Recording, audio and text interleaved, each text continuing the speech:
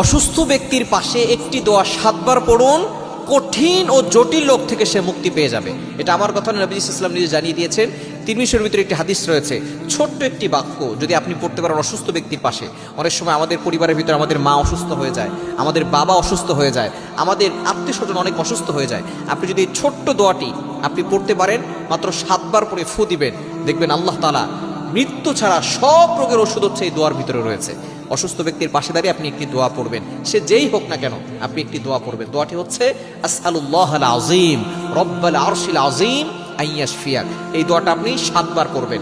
এই দোয়াটা পড়লে আল্লাহ পাক রব্বুল আলামিন তাকে শেফা দিয়ে দিবেন, তার রোগ থেকে আল্লাহ পাক রব্বুল আলামিন তাকে পরিত্রাণ দিবেন। আমাদের অনেকেই অসুস্থ হয়ে যায়, অসুস্থ হয়ে গেলে আরো কিছু দোয়া আছে, যে দোয়াগুলো পরে ফু দিলে আল্লাহ পাক রব্বুল আলামিন তাকে শেফা দান করবেন। তার ভিতরে অন্যতম একটি সূরা রয়েছে সূরাতুল ফাতিহা।